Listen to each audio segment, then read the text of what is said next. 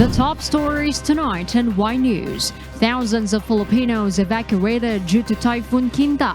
Minimum health standards to fight COVID-19 transmission implemented in evacuation site. Meanwhile, Typhoon Quinta slightly intensifies while moving west-northwestward over West Philippine Sea. The Department of Health reminds local government units to implement strict COVID-19 screening among residents evacuated amid the typhoon. But for now, it is not applicable to test each evacuee before they are allowed to enter an evacuation center. President Rodrigo Duterte to announce new quarantine classifications later tonight. PhilHealth arrears with the Philippine Red Cross remains unpaid. Despite earlier announcements, the state insurer would settle its debts owed to the PRC. Most foreign retirees settle in Metro Manila according to Philippine Retirement Authority. Meanwhile, the PRA suspends the issuance of special visas for foreign retirees. Trump campaign sees a slight deficit to some of the most reliable states he won in 2016, showing his opponent leading in latest polls. Good evening, Philippines and the world. Today is Monday, October 26, 2020. I am Harleen Delgado. Join us in the next hour as we deliver today's top stories around the country and in other parts of the world. I'm Angelo Castro III. We are also seen in 1,935 satellite monitoring centers nationwide and via live streaming worldwide through the UNTV News and Rescue social media accounts and our website, untvweb.com. I am William Theo.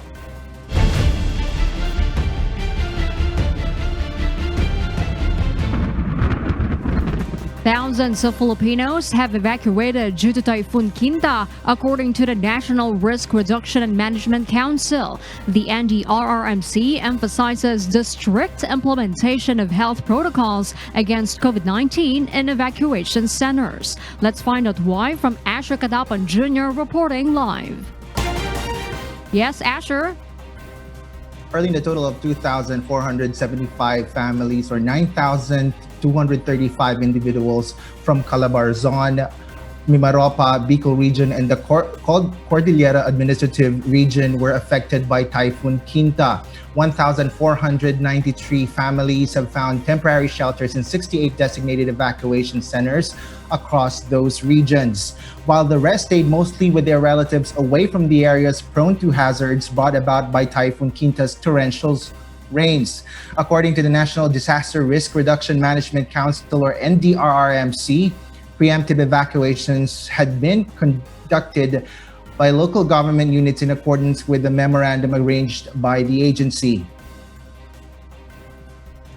So local governments are given the warning kung merong particular areas dun sa kanila na landslide prone, flood prone, storm surge prone, even lahar prone. At kaagad na binibigyan ng warning itong mga LGUs na to para bago pa mangyari yung emergency na yan, pag-evacuate na yung mga tao. But as the threat of COVID-19 pandemic continues, the NDRRMC reminds LGUs to strictly observe health and safety protocols in the evacuation centers. Na-observe pa rin dapat ang COVID-19 protection protocols natin. So pag aalis sila ng bahay, wala pa yung emergency, naka-mask pa rin sila, naka-face shield, may dala pa rin alcohol, at dapat may physical distancing pa rin. Arlene, aside from these measures, evacuees should undergo corresponding health screening and temperature check before they enter the evacuation centers. Vulnerable citizens, including elders, pregnant women, children, persons with disabilities and comorbidities, are prioritized in the temporary shelters. Assisting personnel, on the other hand, are required to wear personal protective equipment or PPE while conducting the response operations. As of the updated report today, the NDRRMC has received no report of death due to Typhoon Quinta. Arlene? Asher, can you also give us an update? Which parts of the country have experienced landslides and flooding according to the NDRRMC? Arlene, the NDRRMC has recorded 11 flood incidents in the areas of Laguna, Camarines Sur, Negros Occidental, Samar, and Apayao, while there were 7 landslides in Laguna, Aklan, Samar, and Apayao. Arlene? All right, we'll pray for everyone's safety. Thank you so much, Asher Kadapan Jr., for those updates. The water level in Marikina River is now subsiding after reaching 14.8 meters this morning. But Marikina City Mayor Marcelino Teodoro is worried over the slow movement of water in the river. Vincent Arboleda will tell us why. As of 5:30 this afternoon, the water level in the Marikina River has gone down to 14.3 meters. That's half a meter lower than the 14.8 meters registered this morning. But the speed of the flow of water in the river is slow compared with its normal current, according to Marikina City Mayor Marcelino Teodoro. The Marikina LGU measured the water current speed in several parts of the river and has recorded lower than its normal speed, which is 4 meters per second. Mayor Teodoro says, aside from projects of the DPWH downstream, there is also a private company that dumped soil in one part of the river. Nag-reclaim sila ng mga 20 to 30 meters ng ilog na maring kumipot yung daanan na yon, kaya nagiging mabagal din ang pagbaba ng water level natin ngayon. The Marikina LGU has sent a letter to the project manager to have the private company explain the reclamation of a part of the river.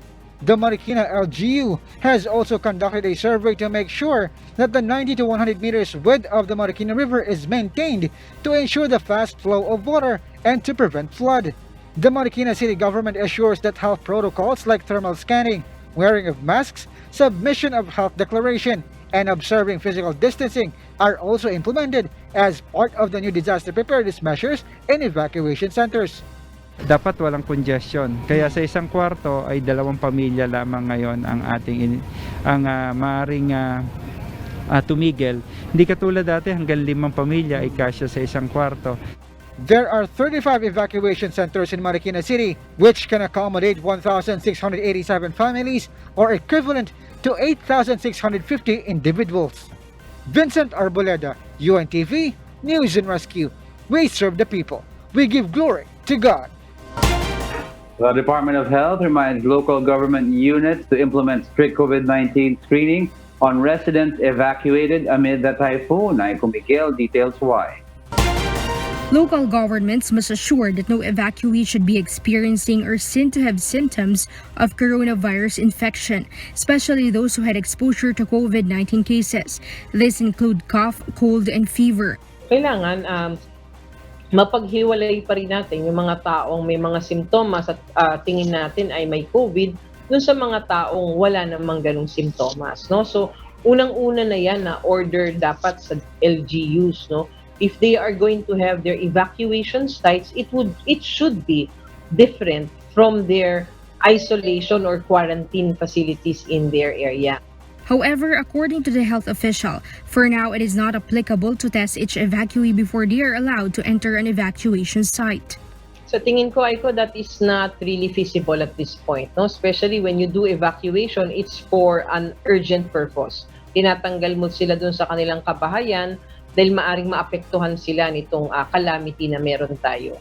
So kung sakali, no, kung hindi naman magiging feasible yan, ang ina-advise nga lang natin, bago papasukin sa evacuation site, do the symptom screening. The DOH also reminds local governments that evacuation sites must have a proper water system so that evacuees can wash their hands as often as possible. There should be tents for each family so that proper physical distancing can be observed. Just make sure na kahit at least naman 1 meter distance in between families, meron po tayo. Kung hindi talaga mangyari ang physical distance, sa dami po siguro minsan, talagang nakamask po and the frequent hand washing should be emphasized. And dapat strict po ang monitoring ng local governments sa lahat ng evacuees. The DOH also emphasizes the public should be extra cautious, especially in areas affected by the typhoon. In this manner, COVID-19 transmission can be prevented in evacuation sites. Aiko Miguel, UNTV News and Rescue. We serve the people, we give glory to God. In Quezon Province, although not much flooding has been recorded by the Provincial Disaster Risk Reduction and Management Office, still does not permit evacuated residents to return to their homes. The PDRRMO says there remains a possibility of flooding as water coming from mountainous areas in the province goes down. Authorities, meanwhile, continue their relief operations, especially for residents who were also affected by previous Typhoon Pepito. Malacañang wants parents to ensure their children can still study via distance learning amid calamities and the pandemic. Even the palace reminds about the minimum health standards in evacuation centers. Rosalie Cos explains why. Residents in typhoon-affected areas are battling a double whammy of a calamity and the pandemic, and this also caused a lot of burden to students whose learning may be affected due to loss of electricity, internet, or even their homes because of the typhoon onslaught. According to presidential spokesperson Harry Roque, because students are in modular learning, parents must ensure their children can still study despite the pandemic and calamity. Una po, no, modular po tayo. Hindi po tayo principally internet-based, no?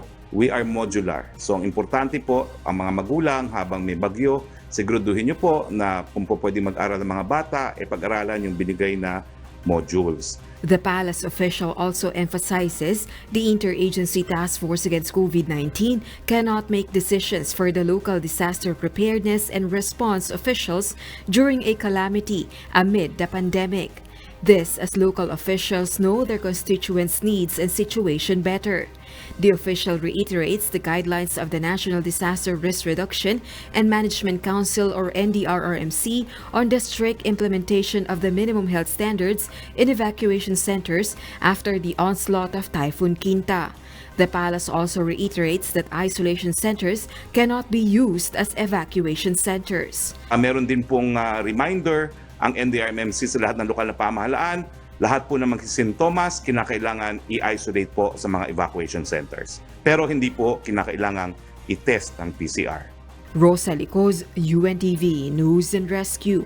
We serve the people, we give glory to God. The class suspension declaration during calamities remains with the local government unit. Dante Amento tells us why.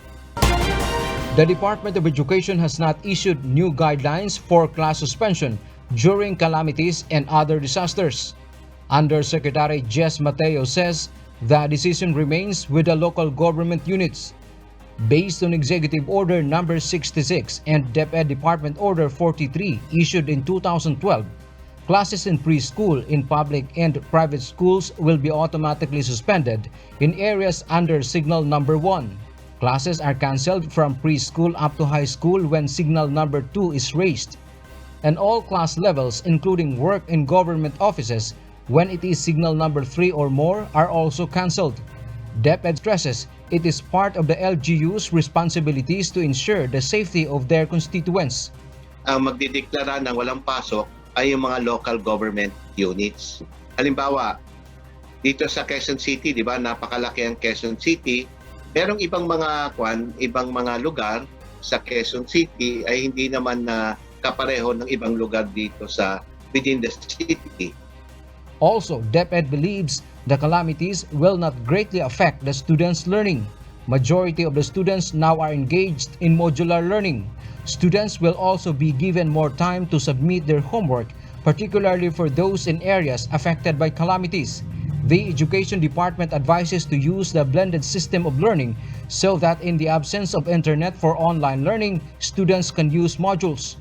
So, pwede pa rin magpatuloy ang pag-aaral ng bata kasi naman yan pagkatapos ng isang linggo sa ibang mga cities, no, isasubmit naman nila yung portfolio nila. Ang mga guro naman natin nagbibigay naman ng konsiderasyon kasi alam nila kung ano yung mga estado ng kanilang mga mag-aaral.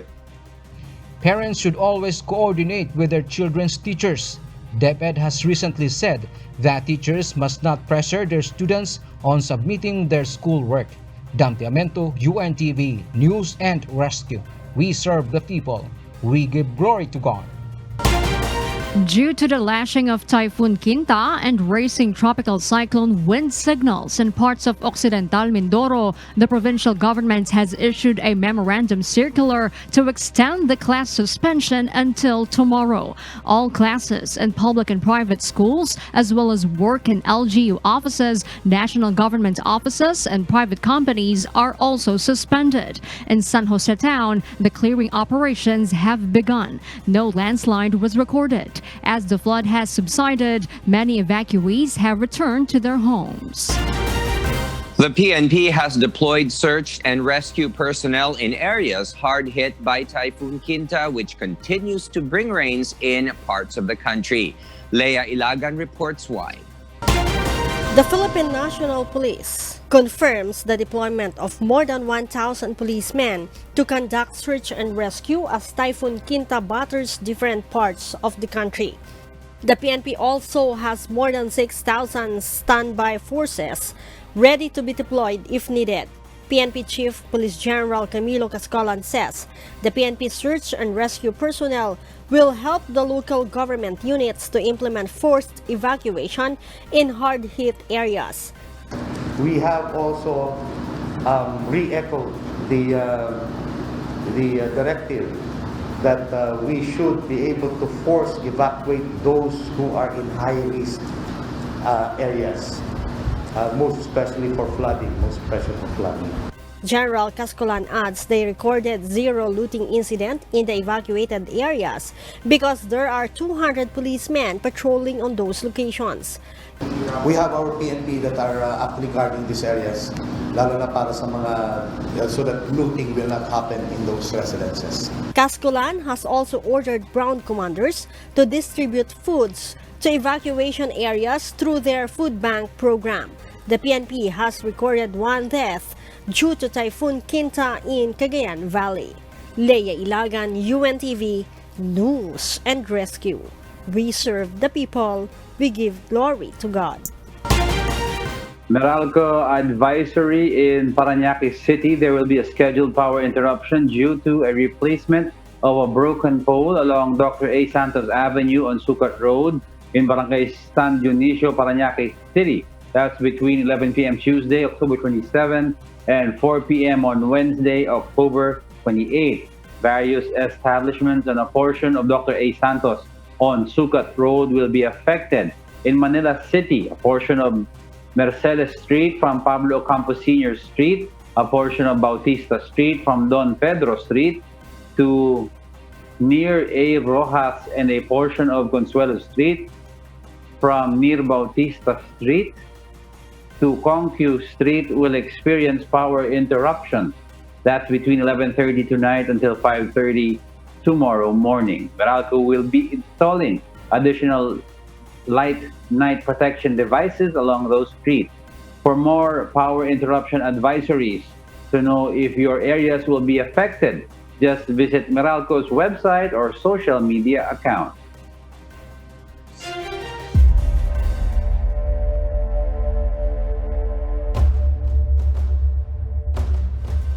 President Rodrigo Duterte is expected to announce tonight the new quarantine classifications in the country for November.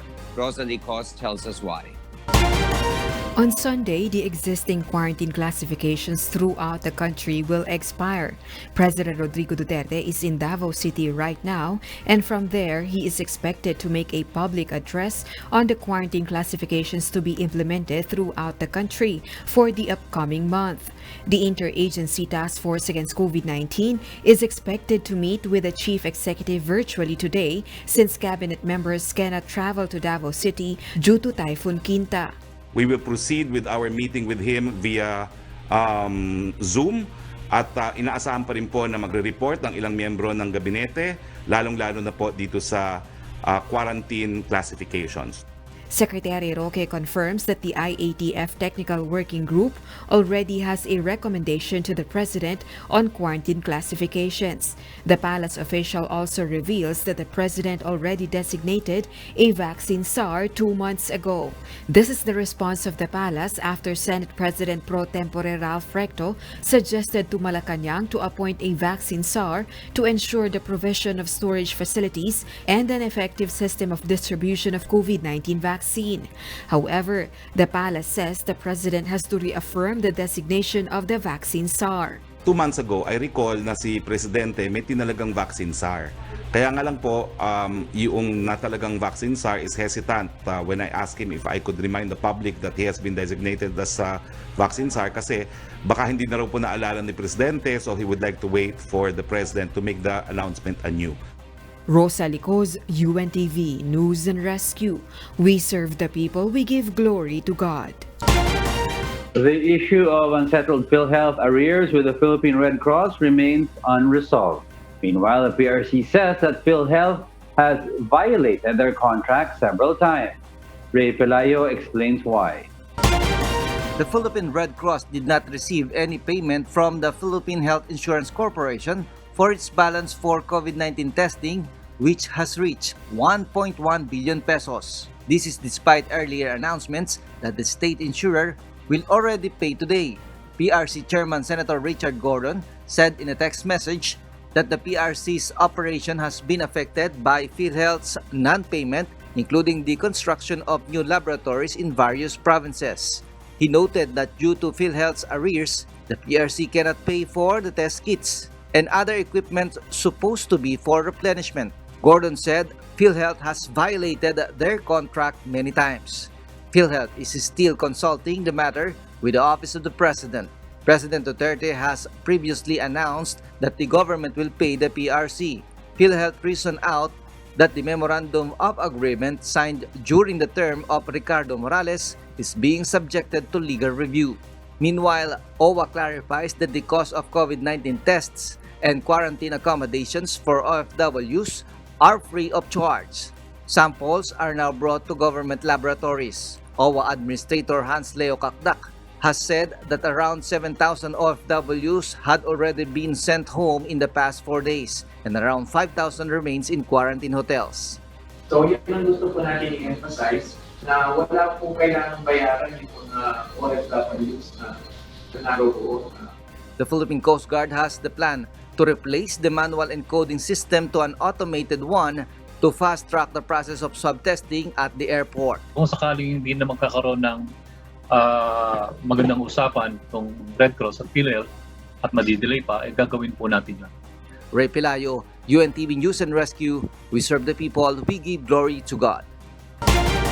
Malacañang reiterates that COVID-19 tests for overseas Filipino workers arriving in the country are free. This is the response of the palace after reports that some OFWs had to pay a high amount to facilitate a faster release of their swab test results. The Philippine Red Cross has stopped its COVID-19 testing among arriving OFWs due to PhilHealth's arrears. Libre ang mga OFWs, ang magbabayad po niyan, OWA. Kaya naman yan po ang assurance natin sa mga private labs. Wag po kayo mag-alala, hindi po kayo ma-PPRC dahil subject naman talaga po for reimbursement ng PhilHealth ang test na to be given to OFWs. No? At lahat naman po ng mga private labs providers know how they can collect from PhilHealth.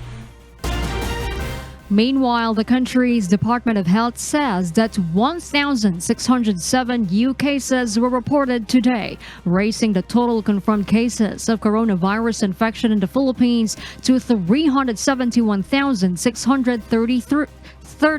Davao City again recorded the most new cases today with 90, followed by Cavite, Rizal, Negros Occidental, and Quezon. The total active cases have gone down to just over 36,000. Of those cases, 82.6% are in mild condition, while 10.9% are asymptomatic. We have lost 62 more patients. But through our fervent prayers, medical intervention, dedications and sacrifices of our medical frontliners, 245 more people have won their battle against the invisible enemy. That brings the total recoveries nationwide to 328,258. That's 88.3% of the country's cumulative COVID-19 cases. Thanks be to God. Meanwhile, the World Health Organization's solidarity trial of potential vaccines against COVID-19 will start by December. But a drug used to treat diseases like AIDS and cancer has been removed from the treatment arm of the ongoing solidarity trial of therapeutics. Aiko Miguel explains why. The Department of Health confirms that the World Health Organization Solidarity Trial for potential vaccines will start before 2020 ends. When this begins, there will be 150 to 200 participants in each of the 12 sites for the vaccine trial. In the coming weeks, the WHO will announce how many potential vaccines will be used in the Solidarity Trial. The DOH also confirms that interferon, a drug used to treat diseases like AIDS and cancer, has been removed by the WHO from the treatment arm of the Therapeutics Solidarity Trial. Remdesivir is the only recommended drug remaining. Nagbigay ang WHO ng kanilang update on the clinical trials on medicines na ang pangatlong drug na ititigil na would be the interferon, no? So pinatigil na, tatanggalin na sa treatment arm ng WHO yung drug na interferon because nakita base sa mga resulta ng clinical trial na hindi naman siya nakakapag-reduce ng mortality among COVID-19 patients. So yung gamot, hindi niya na-reach yung objective, no? Na-achieve yung objective kung bakit siya sinusubukan para dun sa purpose na yun. But there are now 2 drugs that are officially included in the Therapeutics Solidarity Trial, which the Philippines will also be using. Official na yung acalabrutinib, dumating na po yung doses natin last Monday.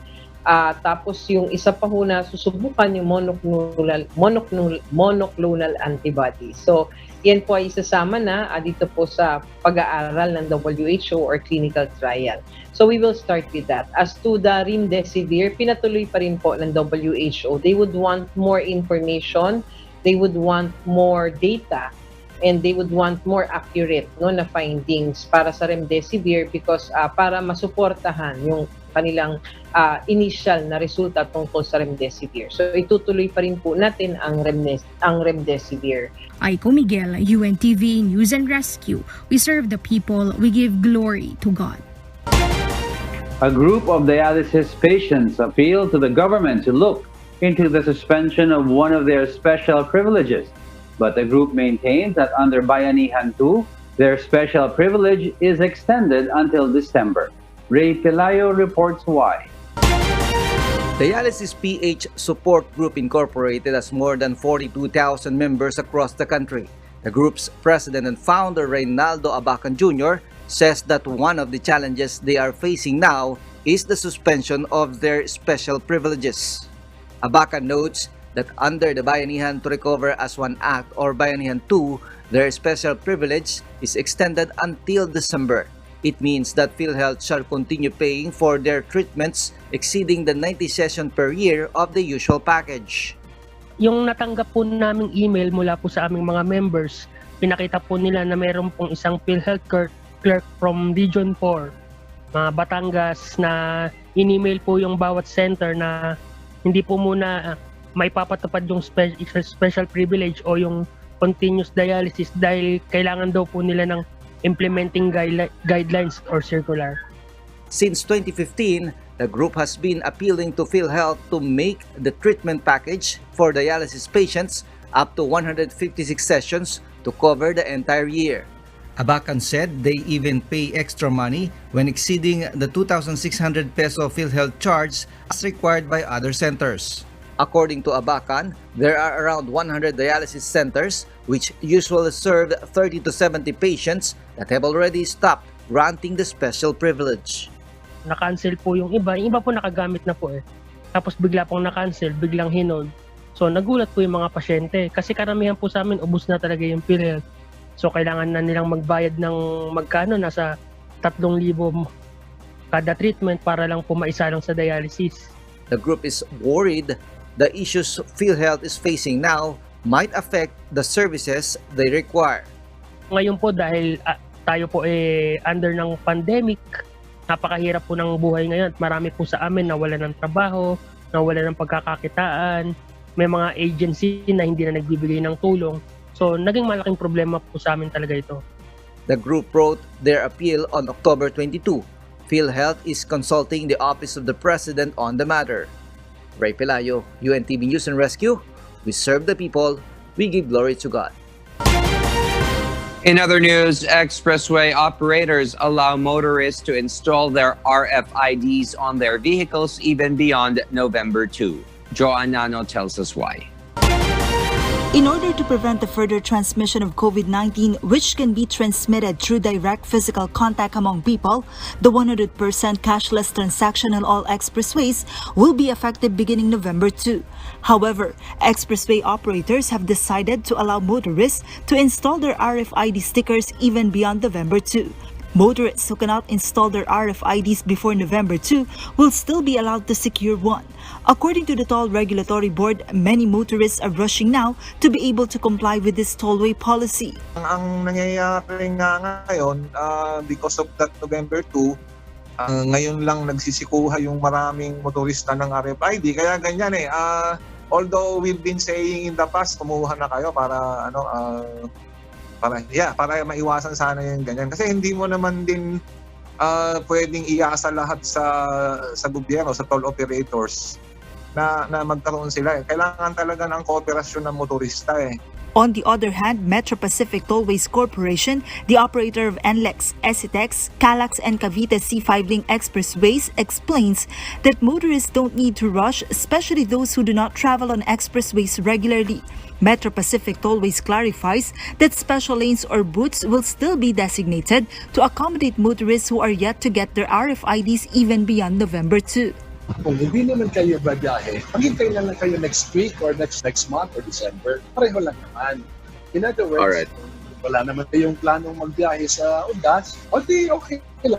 Relax lang, just wait for the installation schedule. It's on our Facebook site. Meanwhile, the Skyway O&M Corporation or SOMCO, the operator of South Luzon Expressway, NAIA Expressway, Star Toll Plaza and Skyway announces it will be extending the installation period of RFIDs until November 30. Pwede naman po namin papayagan yung mga wala pang RFID, yung hindi pa nakakapitan before November 2, that we will continue to install yung mga vehicles na walang RFID.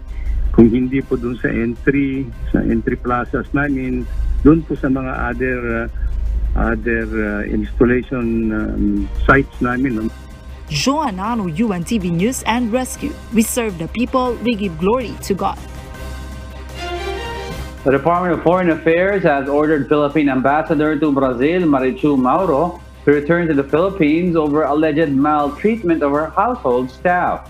This was confirmed by the DFA through a statement. The Foreign Affairs Department adds, the household staff left Brasilia on October 21 and is now back in the Philippines. The DFA is also reaching out to her to ensure her well-being and cooperation in the investigation. The Foreign Affairs Department assures the public that a thorough investigation will be conducted.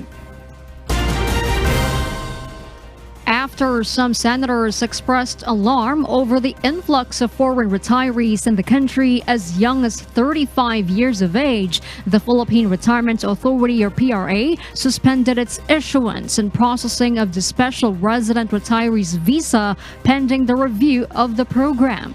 Based on the agency's presentation during the Senate budget hearing, there were 70,000 foreign retirees in the country from over 100 nationalities who chose the Philippines as their retirement destination. The Chinese got the most number of foreign retirees in the country with more than 27,000, followed by Koreans with over 14,000, Indians with 6,000, and Taiwanese and Japanese with both more than 4,000. American retirees placed 6th with 3,700, followed by Chinese from Hong Kong SAR and British with both over 1,000 retirees. retirees, while Germans and Australians with nearly 800 retirees. Based on the website of the PRA, most of the foreign retirees reside in Metro Manila with 22,100, followed by Cebu, Pampanga, Cavite, and Davao del Sur. Earlier, PRA General Manager and CEO Attorney Bienvenido Chi said most of the foreign retirees invest in condominium units to reside in the country. The UNTV News has been trying to contact the PRA to request for other details, including the activities and the nature of work of most of the foreign retirees in the country. According to the PRA, the Special Resident Retirees Visa, or SRRV, is a special non-immigrant and lifetime visa whose holders are exempted from Bureau of Immigration requirements and some taxes and eligible to work, study, or invest in the Philippines. They also enjoy multiple entry and exit privileges and entitlement to full health benefits. The PRA has yet to announce when will the program resume and what policy changes will be made. Now, here's a glimpse of what's the weather like in parts of the country. Typhoon Quinta has slightly intensified as it moves west-northwestward over the West Philippine Sea. State Weather Bureau Pagasa says as of 4 p.m. today, the Eye of Quinta was located at 310 kilometers west of Calapan City, Oriental Mindoro. It has maximum sustained winds of 130 kilometers per hour near the center, with gustiness of up to 160 kilometers per hour. It is forecast to exit the Philippine area of responsibility tomorrow morning. As of 5 p.m., the areas under tropical cyclone wind signal number 1 are Batangas, Occidental Mindoro, including Lubang Island, Oriental Mindoro, Calamian Group of Islands, and the extreme northern portion of Antique. Today through tomorrow morning, the typhoon will bring moderate to heavy with at times intense rains over Mindoro provinces, northern Palawan including Calamian and Cuyo Islands, Calabarzon, Aurora, and Isabela. Possible flash floods or landslides may occur due to light to moderate with at times heavy rains, and very light to light damage to structures and vegetation is also possible due to moderate winds. The tail end of the frontal system will likewise bring moderate to heavy rains over Cagayan, Apayao, Kalinga, Abra, Ilocos Norte, and Ilocos Sur. These two weather systems will also bring light to moderate with at times heavy rains over Metro Manila, Western Visayas, Zamboanga Peninsula, Bangsamoro, and the rest of Luzon. Meanwhile, Pag-asa is monitoring a new low-pressure area outside PAR. As of 4 p.m. today, the LPA was located at 1,945 kilometers east of southern Luzon. This may enter PAR on Wednesday or Thursday morning, but is less likely to develop into tropical depression in the next 48 hours. And for the news abroad, here's Elsie Marcos reporting live from Auckland, New Zealand. Yes, William. The World Health Organization has highlighted the steps New Zealand took to eliminate COVID-19 within its community.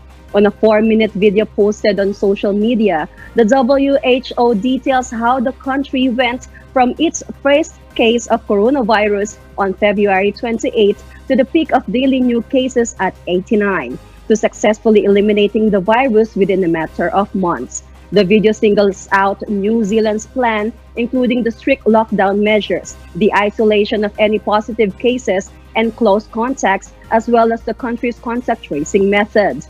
The WHO highlights the clarity of New Zealand's messaging to the population, with the different COVID-19 announcements across all media. According to the WHO, New Zealand acted quickly and followed the organization's guidance around isolation and contact tracing, all of which were key in eliminating the virus. While COVID-19 numbers continue to rise across the world, with many countries seeing big resurgences and recording thousands of daily new cases, breaking grim new records every day, New Zealand continues to tackle small numbers of the virus, with mandatory quarantine for anyone who arrives in the country. Today, there are no new cases in community and 5 new cases of COVID-19 from international arrival in managed isolation. Let's now take a closer look at the updated count of coronavirus cases around the world. The COVID-19 pandemic has now reached a total of over 43 million confirmed cases in 189 countries, regions, and sovereignty. That's after more than 438,000 new cases of coronavirus infection were logged across various countries. The fast-spreading disease has claimed more than 1.15 million lives, including over 5,000 new death cases, while close to 29 million patients across the globe have recovered from the new coronavirus infection. Thanks be to God. Trump campaign sees a slight deficit to some of the most reliable states he won in 2016, showing his opponent leading in latest polls. Sonny Cos from California, USA will tell us why. 9 days into election, U.S. President Donald Trump's campaign sees some troubling signs in once reliable strongholds for his party. The latest CBS News Battleground Track polls show Democratic nominee Joe Biden with a slight edge over the president in 3 crucial southern states. In Georgia's likely voters, Trump and Biden are dead even in 49%, but Biden is slightly ahead in Florida and North Carolina at 50-48 and 51-47% respectively. In all 3 states, a majority of those who had said they already voted said they voted for Biden.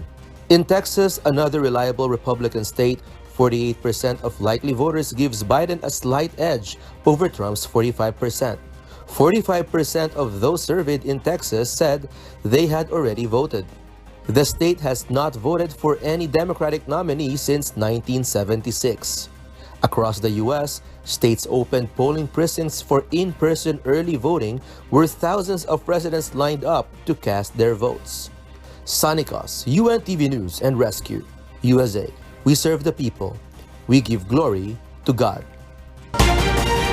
Australia's Prime Minister puts all government-owned businesses and agencies on notice after Australia post-luxury watch expense scandal. Joining us tonight is one of our correspondents in Australia, Marvy Delphine, to give us the details live. Yes, Marvy? Elsie, Australian Prime Minister Scott Morrison has put all government-owned businesses and agencies on notice over spending as a snap inquiry investigates whether the country's major mail delivery service, Australia Post's latest cash splash, is an isolated incident or symptomatic of a broader culture of gift-giving within the organisation. This comes after Australia Post Chief Executive Christine Holgate goes under the Commonwealth scrutiny over the purchase of 4 Cartier watches, which she claimed to be 12,000 Australian dollars or 400,000 pesos in total on Thursday. Here's a short look at what went down at the Senate committee hearing.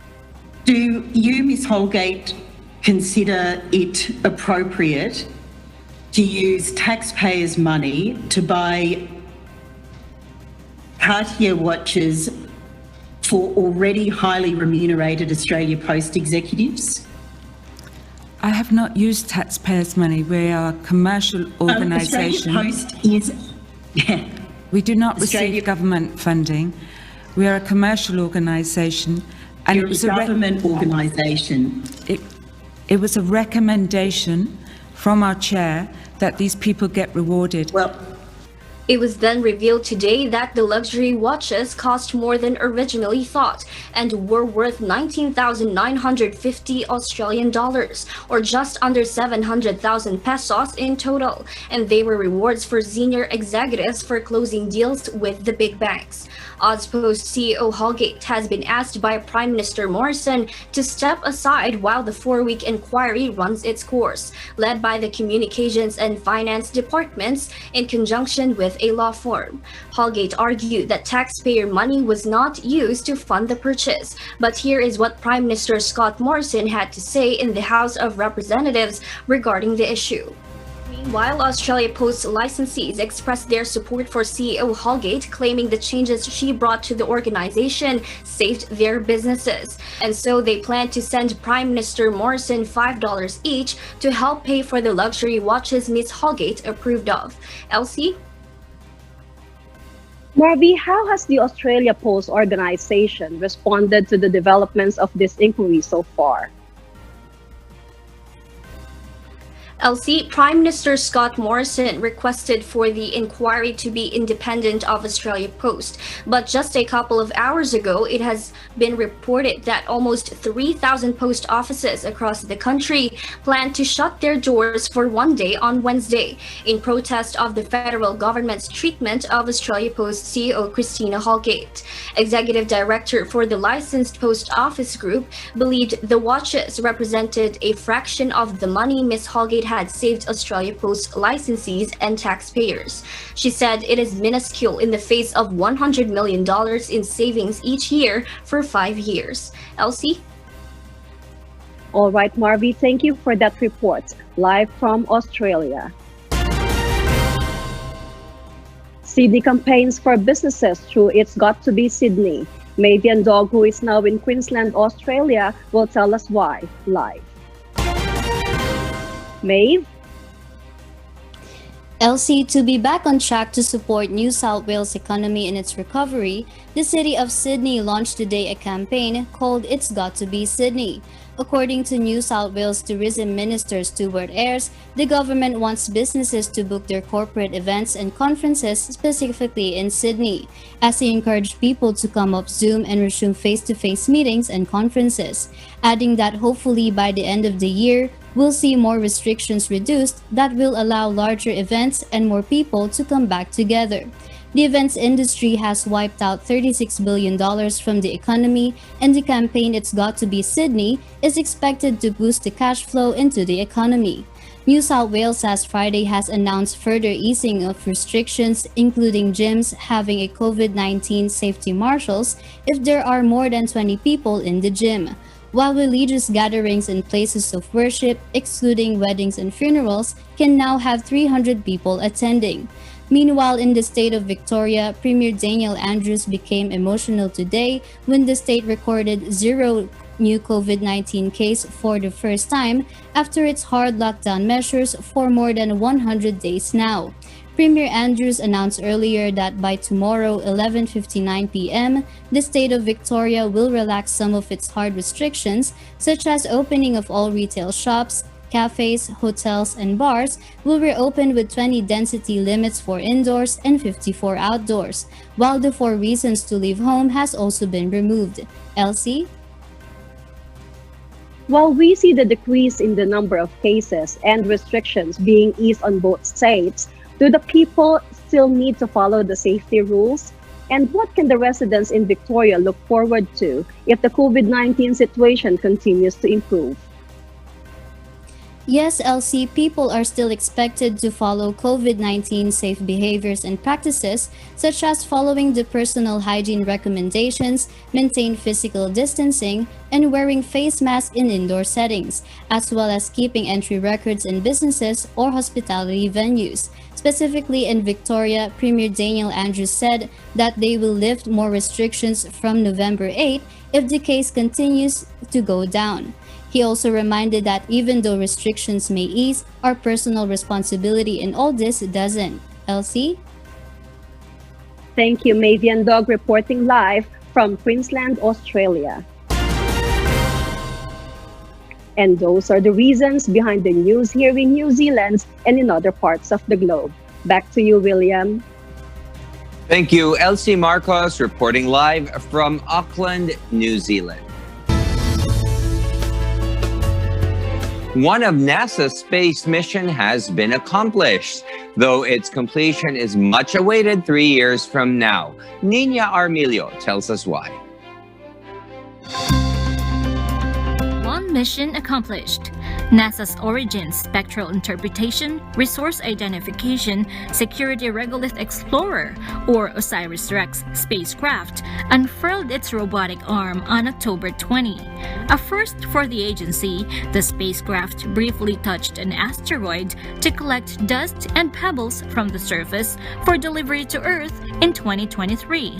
And 2 days after touching down on asteroid Bennu, the OSIRIS-REx mission team received images that confirm the spacecraft has collected more than enough material to meet one of its main mission requirements, acquiring at least 2 ounces or 60 grams of the asteroid's surface material. Bennu, scientists say, is a well-preserved ancient asteroid. It is currently more than 200 million miles, or 321 kilometers away from Earth. According to NASA, asteroid Bennu offers scientists a window into the early solar system as it was first taking shape billions of years ago and flinging ingredients that could have helped seed life on Earth. OSIRIS-REx key science objectives includes return and analyze a sample of Bennu's surface, map the asteroid, document the sample site, measure the orbit deviation caused by non-gravitational forces, and compare observations of the asteroid to ground-based observations. The spacecraft is the first to explore this primitive remnant, asteroid Bennu, according to NASA. Nina Armilio, UNTV News and Rescue. We serve the people. We give glory to God. The Wishfuls virtual concert Sunday night was a success. Thousands of netizens jammed with the girl group and their guest artist. Mirasol Abogadil details why.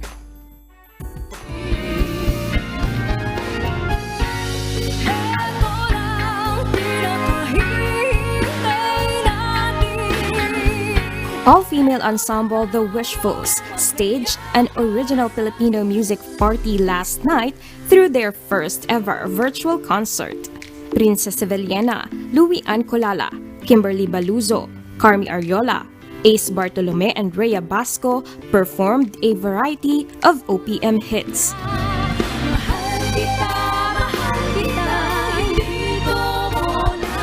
More than 18,000 netizens enjoyed the concert through communication platform Connect. The hashtag #TheWishfulsOPM Live also trended on Twitter and peaked on the second spot. Aside from lauding the OPM industry for its resiliency despite the effects of the pandemic, the virtual concert also gave tribute to the composers behind OPM hits and Filipino love anthems. The concert also celebrated veteran composer and record producer Benny Saturno's 40th anniversary in the music industry.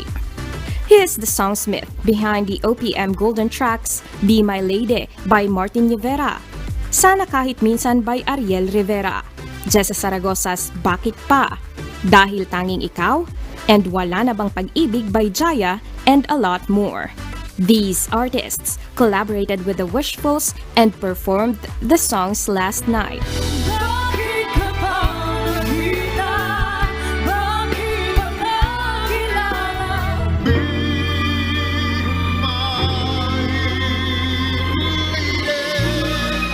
So blessed to have you as a friend during a time when I was nobody. You trusted me with your song, and I thank you for that. No one believes in you more than I do because you are a hit maker. The veteran songwriter is also behind the musical masterpieces that launched the career of some artists like R&B King JR and Chris Lawrence.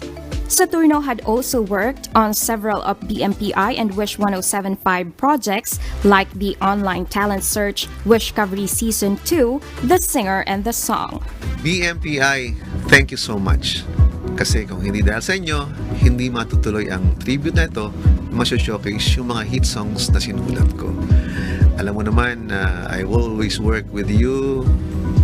Marami na tayong pinagtrabahuhan and thankful ako sa ginagawa nyo sa akin.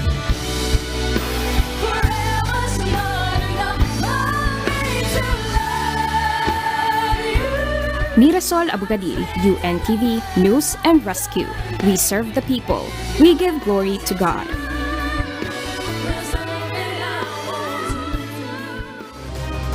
And those are the reasons behind the news, October 26, 2020. I am Harleen Delgado.